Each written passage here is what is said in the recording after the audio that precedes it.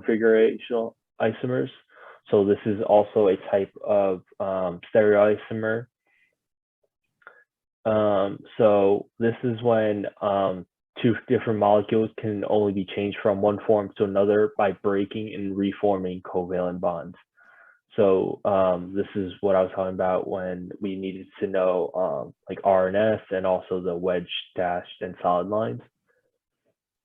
So there are two different types of configurational isomers, enantiomers and diastereomers. So when looking at configurational isomers, you have to note that wedge lines are the ones that point out of the page. So if you're looking at a solid plane, it's the one pointing out. Dashed lines are the ones that point into the page, into the plane. And then solid lines are the ones that are parallel against the plane. So the solid lines would be parallel against your screen right now. So the first type of configurational isomer are enantiomers. So these are non-superimposable mirror images. So a classic example is your hand. So your hands, they look the same, they look identical, but if you flip it over, you can't put your hand on top of your other hand to make it symmetrical. So even though your hands, they look alike, you can, if you flip over, mirror image, if you take your hand and you flip it over, you can't superimpose it on your other hand, even though they look identical. So usually when you hear non-superimposable mirror images, you think of enantiomers. So these molecules, they have the same connectivity of their atoms, but they have opposite configurations at every chiral center. So meaning if an enantiomer has all R configurations, if an enantiomer has all R configurations, the other one will have all S configurations. So they'll have all the opposite configurations. So like I said, since they're all connected the same, but they just have opposite configuration at the chiral centers, they'll have the same chemical and physical property, but not the same optical activity or reactions in chiral environments. So that means because they have opposite configurations at the chiral centers, they'll have opposite optical activity. So the R and the S configurations at each chiral center will determine the properties of the enantiomer in chiral environment and when trying to polarize polarized light. So you can consider a molecule optically active if it has the ability to rotate a plane polarized light. So when considering a molecule's optical activity, you have to consider their R and S configurations at the stereogenic centers. So if a molecule has R activity, it'll rotate plane polarized light a certain degree of rotation, and then the enantiomer, since it'll have the opposite configuration, so instead of R, it'll have S, or instead of S, it'll have R. It'll rotate it the same amount, but in the opposite direction. Going further into optical activity, you can consider a molecule dextrorotatory, or D, if it rotates a plane polarized light to the right or clockwise. And it can be an enantiomer can be considered level rotatory, or L, if it rotates light to the left or counterclockwise. So remember clockwise as plus. I usually try to remember it as like positive, like that's how a clock normally goes, and then counterclockwise or negative, which I think of it as the opposite direction a clock goes. So the direction of rotation can't be determined just by looking at the structure of these molecules and compounds. must be determined experimentally. So the MCAT, they can't have you determine which direction it rotates. Usually they'll tell you in the passage. So at the bottom, I just included a figure that goes more into detail about optical activity. So normally there's a light source, and then if you have a molecule in front of the light source, it will rotate a light a certain amount. So any molecules with a chiral center, there will be optically with a chiral center and chiral, it will rotate the light a certain amount based on the structure of the molecule and the R and S configurations of that molecule. So for enantiomers, one enantiomer will rotate light a certain amount, and then its enantiomer that's opposite, that has the opposite configuration, it'll rotate the same degree, but in the opposite direction.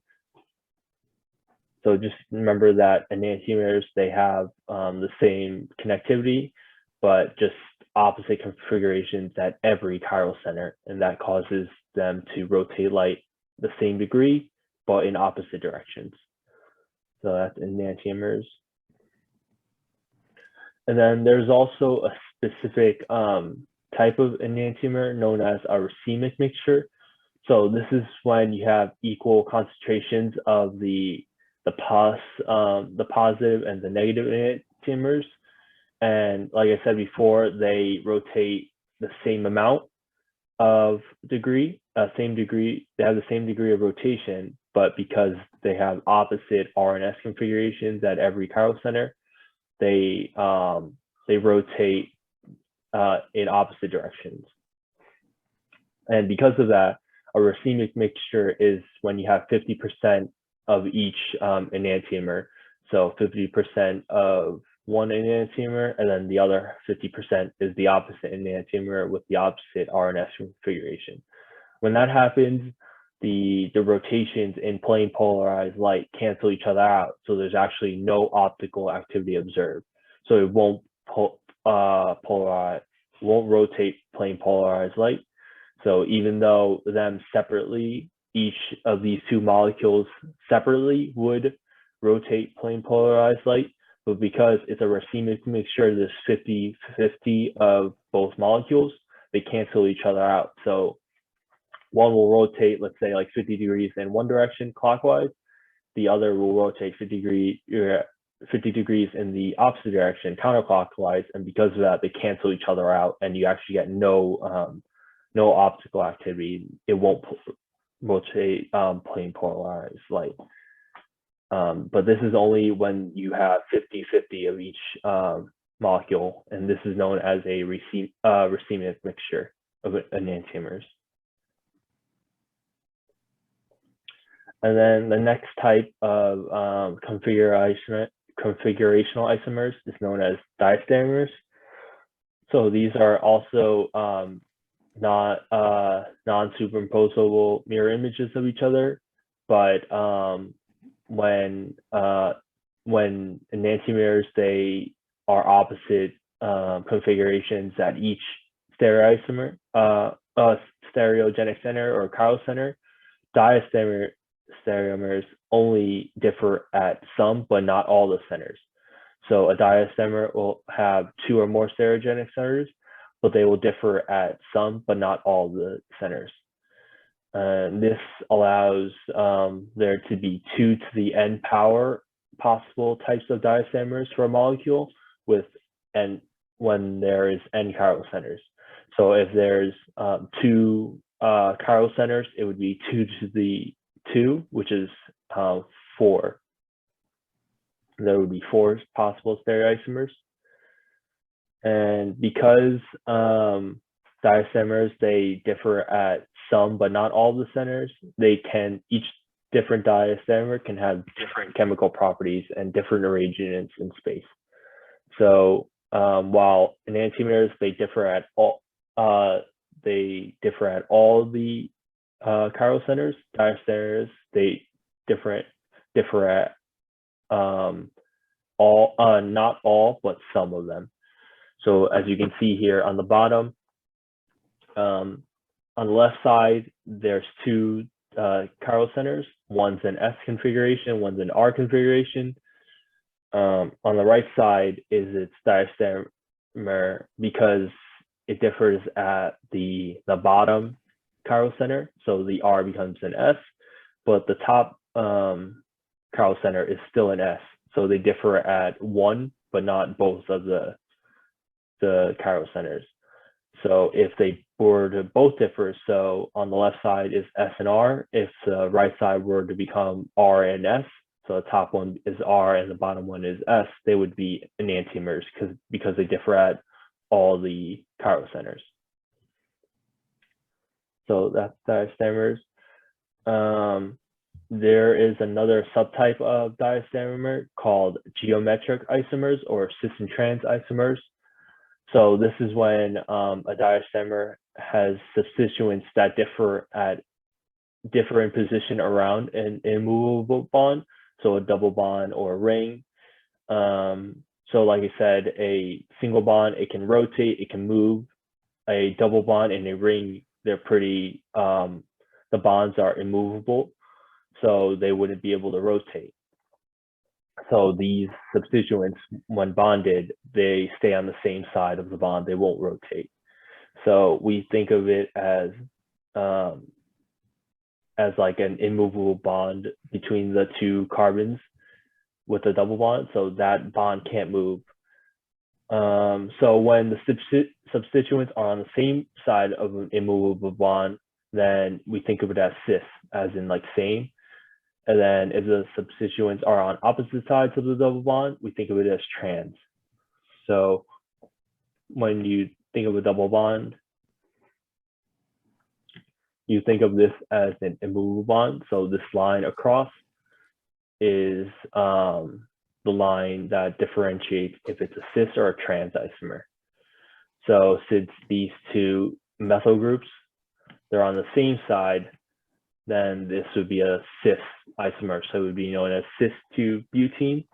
But then if you draw this line on the right side, the methyl groups, they're on different sides of this double bond. So this would be known as trans-2-butene. So these two, they're the same molecule, they have the same connectivity, but they just differ on which side the substituents are on the carbons involved in the double bond. So this is a subtype of a diastereomer, otherwise known as a geometric isomer or cis-trans isomer.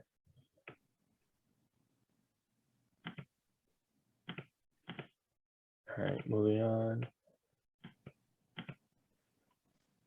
And when, so cis and trans are usually used for monosubstituted double bonds, but when there are multiple substituents attached to the carbons involved in the double bond, then we usually use E or Z. So E is if the two groups of higher priority are on opposite sides of the double bond. So E would be related to trans, since the groups are on opposite sides of the double bond. And I like to think of E as being on opposite sides of the bond because E sounds like I think of E as like opposite, which sounds like opposite. And then Z is analogous to cis. If the two groups of higher priority are on the same side of the double bond, then you identify that as Z, Z as in Zane, which sounds like same. That's how I usually remember it. It's kind of dumb, but it helps me remember it. So I think of E as opposite and then Z as Zane. So this is for when there are more than one substituent attached to each double bond, each carbon in the double bond. So you'll see E and Z, and then cis and trans being used also. And then finally, there's a special group called Meso Compounds, and this is the this is what we went over. So this is molecules that have chiral centers, but they have that internal plane of symmetry. So even though they have chiral centers that have 4 different substituents attached to it, because of this internal plane of symmetry, there is no optical activity and it won't rotate plane polarized light. So the plane of symmetry can be through a chiral center or between a chiral center. So you can cut it through a bond between two molecules, or you can cut it directly down the middle of the atom. So this is the equivalent of racemic mixtures because there is no optical activity or racemic optical activity or rotate plane polarized light like racemic mixtures. So they're both optically inactive and won't rotate plane polarized light.